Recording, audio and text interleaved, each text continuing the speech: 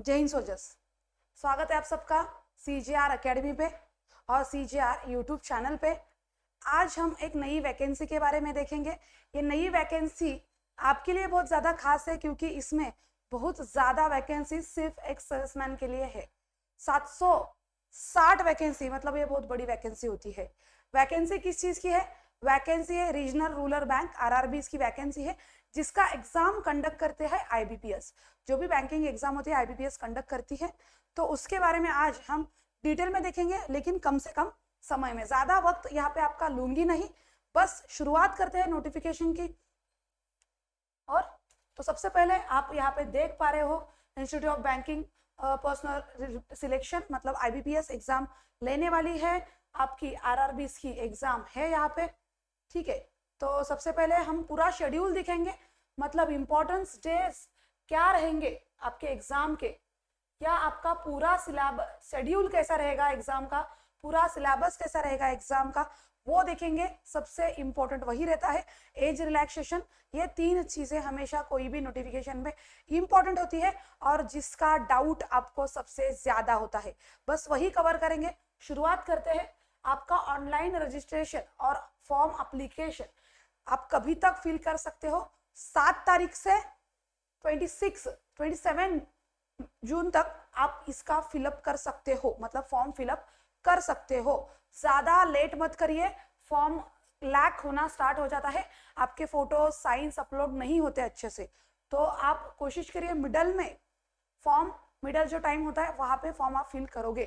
तो ये जो डेट रहेगी फॉर्म ओपनिंग की और क्लोजिंग की, उसके बाद आप चार्जेस सेम, मतलब 27 को ही, 27 से पहले ही आपको आपकी फीस पेमेंट भी करनी होती है। उसके बाद आपका प्री एग्जाम का कॉल लेटर आप कभी डाउनलोड करोगे? जुलाई 2024 में, माने कि नेक्स्ट मंथ में। आगे आपकी एग्जाम कभी कंडक्ट होगी, प्री एग्जाम, जो भी जुलाई लास्ट वीक्स में आपको यहाँ पे दिख रहा है 22 to 27 जुलाई में आपको डेट यहाँ पे मेंशन है। आप call letter online examination preliminary की कभी देख सकते हो, कभी आपको डाउनलोड करने मिलेगी जुलाई अगस्त में ही। उसके बाद आपकी ऑनलाइन एग्जाम प्रीलिमिनरी कभी होगी? अगस्त में होगी। आपकी ऑनलाइन एग्जाम का रिजल्ट कभी आएगा? अगस्त सितंबर में। उसके बाद आपका कॉल लेटर आएगा मेंस का, वो कभी आएगा? सितंबर में। मेंस की एग्जाम कभी होगी? सितंबर अक्टूबर में होगी। उसके बाद आपका रिजल्ट कभी आएगा मेंस का? अक्टूबर में। सो पूरा शेड्यूल यहाँ पे आपको दिया गया है, वो भी डिटेल में। इस शेड्यूल अकॉर्डिंग ही आपकी एग्जाम कंडक्ट होगी। IBPS हमेशा शेड्यूल के अकॉर्डिंग ही चलता है, याद रखिए। तो यहाँ पे आपका कॉल लेटर होगा इंटरव्यू का अक्टूबर नवंबर में। उसके बाद कंडक्ट आपका होगा इंटरव्यू नवंबर में, और आपका अलॉटमेंट होगा जनवरी 2025 में। सो ये टेंटेटिव नहीं है, हमेशा हमेशा अभी तक तो हमने देखा है IBPS फॉलो करती है, तो इसके अकॉर्डिंग मुझे लगता है ये भी फॉलो होगा। 1 या 2 महीने का इधर इधर हो सकता है, इससे ज्यादा कुछ भी यहाँ पे आपको डेट फ्लक्चुएशन देखने नहीं मिलेगा, याद रखिए। इस डेट को ही देख के आपको चलना है। 706 वैकेंसी, 760 वैकेंसी बहुत बड़ी वैकेंसी होती है, स्पेशली एज सर्विसमैन के लिए। बस यहाँ पे थोड़ा सा आपको ग्रेजुएशन लेवल देखना है। ग्रेजुएशन में आपको अच्छे क्राइटेरिया दिया है, एलिजिबिलिटी क्राइटेरिया अच्छा है, वहाँ थोड़ा सा प्रॉब्लम हो सकता है। बाकी यहाँ पे वैकेंसी बहुत अच्छी है, जॉब बहुत अच्छा है। और यहाँ पे आप देखोगे तो एज रिलैक्सेशन भी मेंशन है। आपका जो बॉक्स रहेगा एक्स सर्विसमैन वाला, तो आपको पीरियड ऑफ सर्विस माइनस करके +3 इयर्स जो आपका एडिशन होता है, और उसमें 8 इयर्स अगर आप डिसेबल हो तो उसमें +8 इयर्स आपको मिल जाते हैं। तो ज्यादा एज का कोई इशू होता नहीं यहाँ पे, ओके, क्योंकि आपको सर्विस तो आपकी माइनस करनी ही होती है। यहाँ पे भी आपके लिए थोड़ा सा कुछ मेंशन है। ये नोटिफिकेशन हमारे वेबसाइट पे, हमारे ऐप पे और हमारे व्हाट्सएप चैनल पे अवेलेबल है। आप वहां पे जाके पूरी वेबसाइट देख सकते हो, या इस वेबसाइट की लिंक इस वीडियो के नीचे आपको मिल जाएगी। इस वीडियो के नीचे भी आप वेबसाइट देख सकते हो, ओके, या पूरी नोटिफिकेशन देख सकते हो, उसकी लिंक भी इस वीडियो के नीचे पिन कर दूंगी, ओके।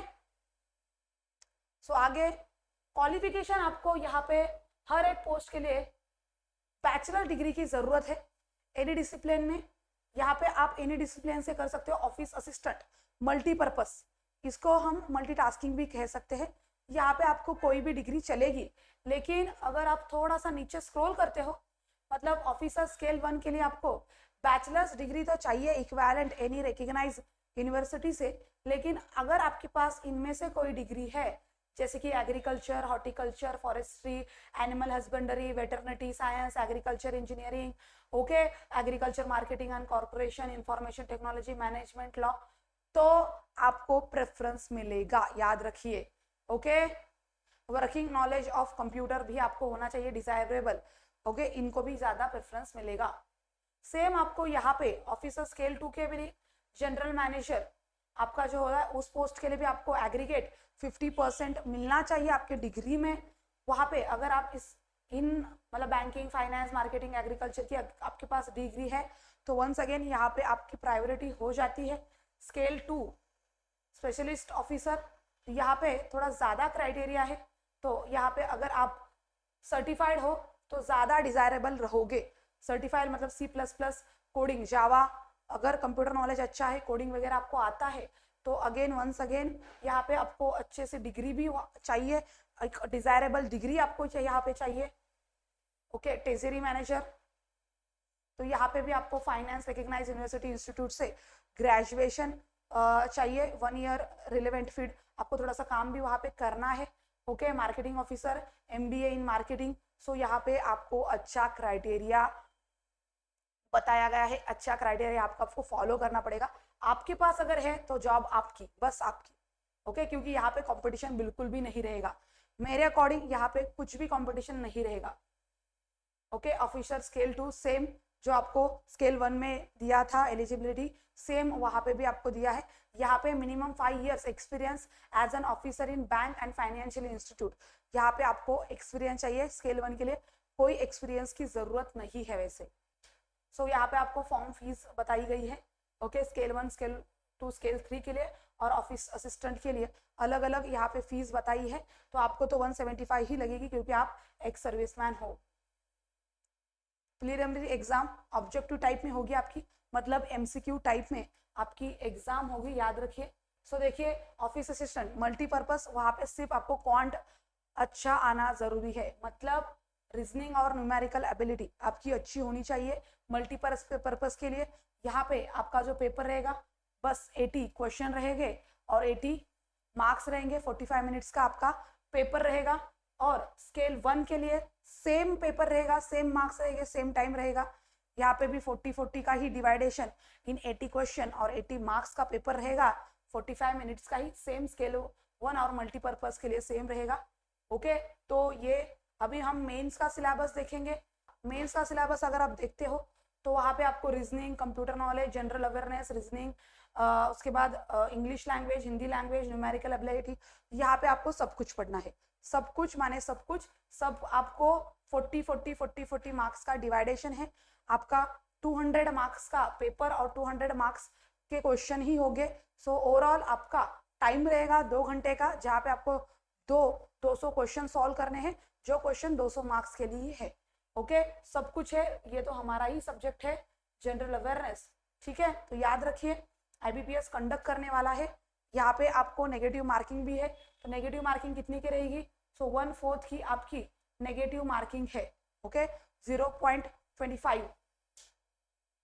आगे देखेंगे स्केल 1 का मेंस का सिलेबस। स्केल 1 का सेम है, मल्टीपर्पस का जो सिलेबस है सेम वैसे ही स्केल 1 का भी सिलेबस है।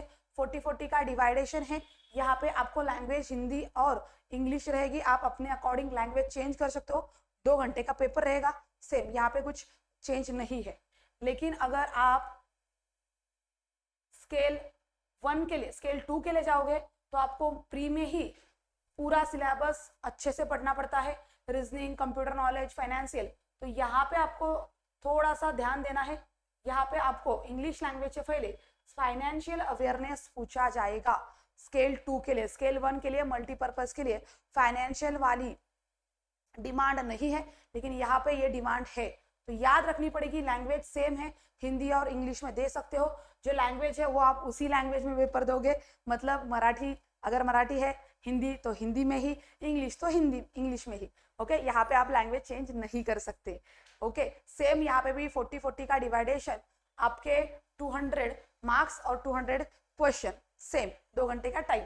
मेंस का भी सिलेबस आपको सेम है, बस मेंस में आपको कंप्यूटर नॉलेज बढ़ जाता है, ओके, और डाटा इंटरप्रेशन बढ़ जाता है, बाकी सेम है। ओके, यहाँ पे अगर आप देख पा रहे हो कंप्यूटर नॉलेज एक बढ़ जाता है और यहाँ पे डाटा इंटरप्रेशन ये बढ़ जाता है। ओके, मेंस का सिलेबस स्केल 2 का, लेकिन मार्किंग सिस्टम सेम है, लैंग्वेज आप सेम देखोगे, टाइम आप सेम देखोगे, कुछ नहीं बदलने वाला, बस ये 2 पॉइंट्स मेंस के लिए बदल जाते हैं। स्केल 2 स्पेशलिस्ट के लिए सेम सिलेबस सेम है, जो हमने स्केल 1 के यहाँ पे स्केल 1 मैनेजर के लिए देखा, स्केल 2 मैनेजर के लिए देखा, सेम यहाँ पे स्केल 2 स्पेशलिस्ट के लिए भी सेम सिलेबस है। मैनेजर के लिए स्केल 3 के लिए अगर आप देखते हो, यहाँ पे आपको फाइनेंशियल अवेयरनेस बस इतना ही एक्स्ट्रा है, बाकी सब कुछ स्केल 1 का जैसा ही है, स्केल 1 का जैसा मेंस है, सेम आपको दिखेगा, टाइम सेम है, मार्किंग सिस्टम सेम है, सब कुछ सेम है। पेनल्टी मतलब आपका पेनल्टी मतलब वही जो मैंने आपको बताया कि आपको पेनल्टी लगेगी अगर आप रॉन्ग आंसर देते हो 0.25 की, दैट्स इट। यहाँ पे आपको बताया है हाउ टू अप्लाई, तो अप्लाई तो आप डायरेक्टली ऑनलाइन ही करोगे। ओके, यहाँ पे देखा candidate can apply online only, okay, no other mode, मतलब किसी अदर तरीके से आप यहाँ पे फॉर्म नहीं फिल करोगे, आपका फॉर्म एक्सेप्ट नहीं किया जाएगा। 27 तक आपको लास्ट डेट है जहाँ तक आप फॉर्म फिल कर सकते हो और फीस पेमेंट कर सकते हो। सो इसकी जो पूरी नोटिफिकेशन है, और सबसे ज़्यादा आपके लिए बहुत ज़्यादा वैकेंसी है, इसीलिए हम ये वैकेंसी आपके सामने लेके आए। तो याद रखिए, आप खुद जाके एक बार ये नोटिफिकेशन देखिए, इस सेशन के नीचे, इस वीडियो के नीचे आपको नोटिफिकेशन की लिंक मिल जाएगी, आपको एक 76 पेजेस का नोटिफिकेशन दिखेगा, थोड़ा आपके अकॉर्डिंग जो इम्पोर्टेंट है वो देख लीजिए और जल्दी से जल्दी फॉर्म फिल कीजिए।